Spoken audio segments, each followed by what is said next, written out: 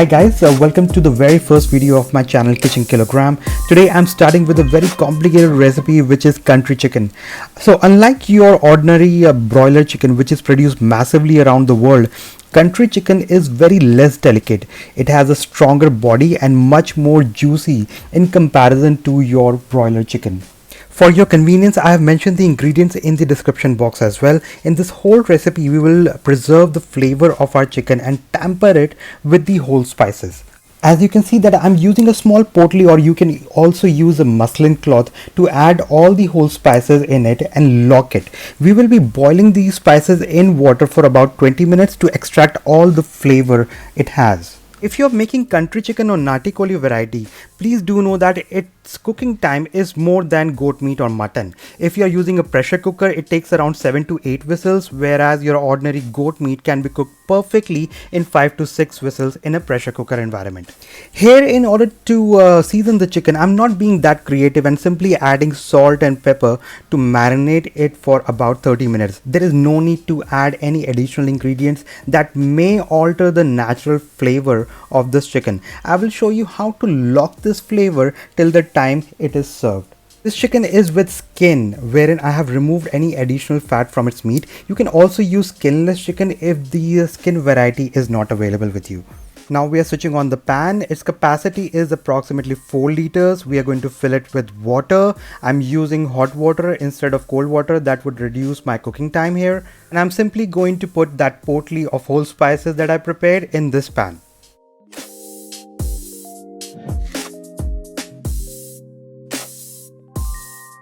Best advantage of using this muslin cloth or this potli is that it really takes out all the flavors of the spices and gives you a very clean look once you are ready to serve.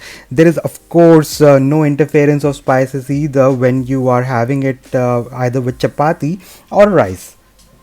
Soon start seeing the color of this water will change. We will add a few more ingredients in this water to turn it into a stock that will preserve all the flavor of our chicken. Add approximately 2 teaspoons of oil as well. Here I'm using olive oil as well as a green chili. A single piece is more than enough.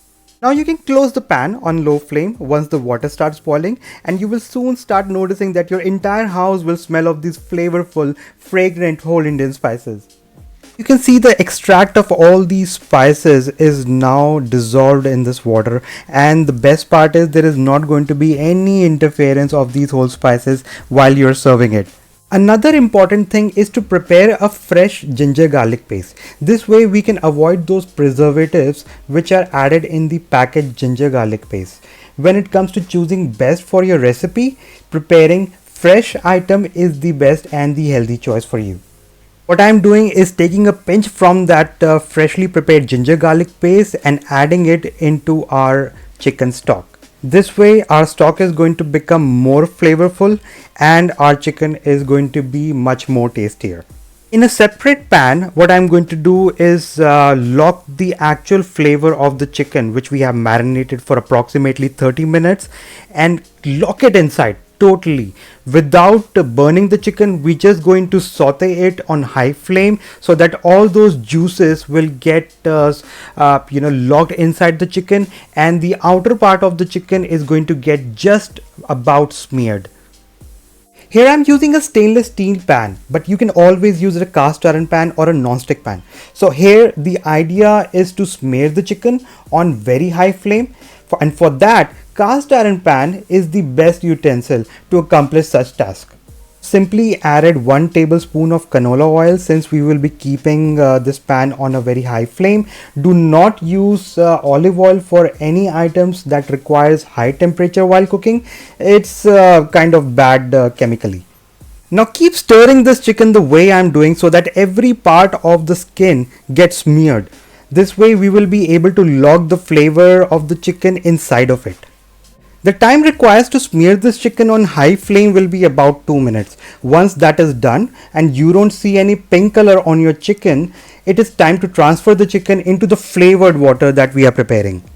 And guys, please make sure to constantly saute the chicken and move your ladle vigorously till the time it starts releasing its water and fats. That is very important in this case.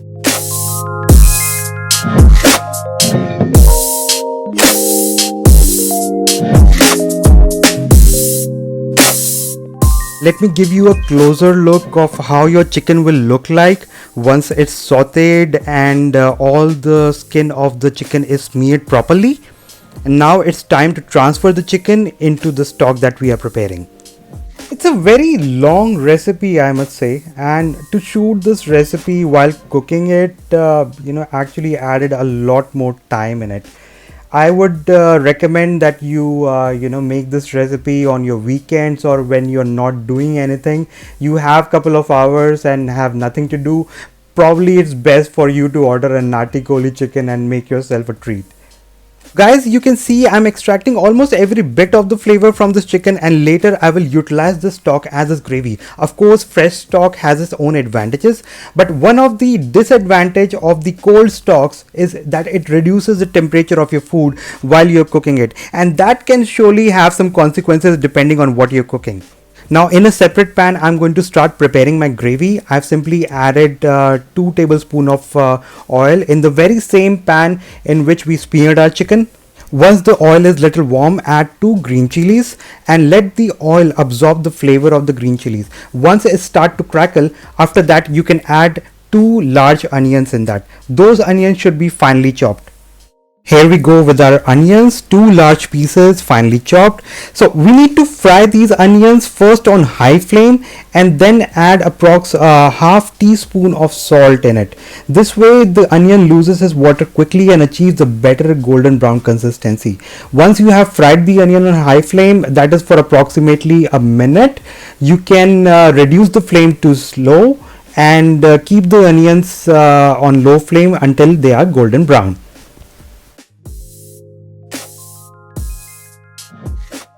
After adding salt, you can reduce it to low flame and close the lid of your pan for about 30 to 45 seconds.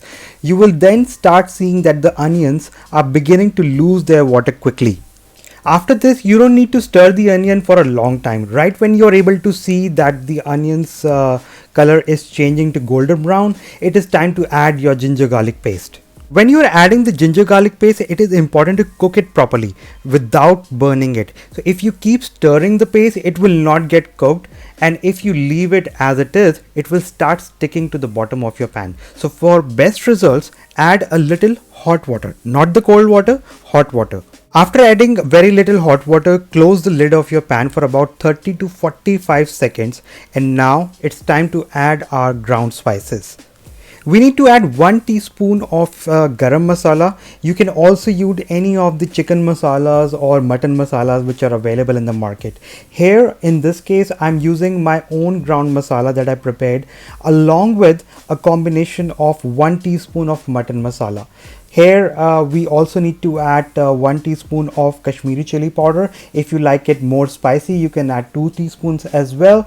I will surely let you know the recipe of one of my ground masala in my upcoming videos. So please do subscribe and like this video. Now sometimes friends, these ground spices get burnt or either they are left undercooked. So in order to cook these spices properly, again add a little bit of hot water, not the cold water, hot water. That way it will get a smooth consistency as well as they will get some time to cook itself without burning. There you go. After adding this hot water, make sure that you are not overcooking it. Approximate time to cook these masalas is less than a minute. And once you start smelling the aroma of these spices, it's time to add your tomatoes. Make sure that you're adding salt right after adding tomatoes. Salt really helps in cooking the tomatoes faster. Also, we need to cook tomatoes till the time the oil starts separating from it. See how beautiful the gravy is turning out. We need to cook these tomatoes with lid on now for about 10 to 12 minutes.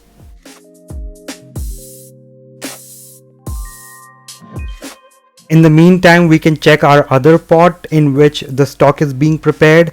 It has been over 45 minutes. This pot has been brewing in itself, and right now the stock is almost done. We just need to transfer these chicken pieces into the quick cooked tomato gravy and later on transfer the stock in it, and we will be done for the day. As you can see, the tomato gravy is now fully cooked. Now it's time to transfer our chicken pieces in it. So I have brought both the pans close to each other so I don't spill out any of this precious stock anywhere. I will take one strainer and start adding these chicken pieces in it one by one. The best part is I don't even have to worry about the interference of those whole spices. The gravy is going to be super smooth and super tasty, and since this chicken is already cooked, I just need to saute it for about 2 to 3 minutes and then start adding my gravy stock and give it a boil, and we are done.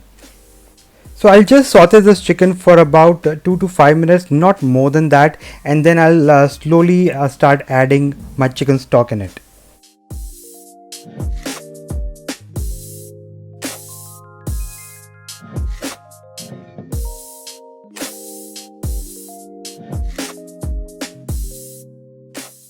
You can see how beautiful it has started looking right now. I must say it's almost like cooking your mutton or goat meat. The usual cooking time for a normal chicken is just about 30 to 45 minutes, not more than that. But this beauty has taken me almost like an hour and a half.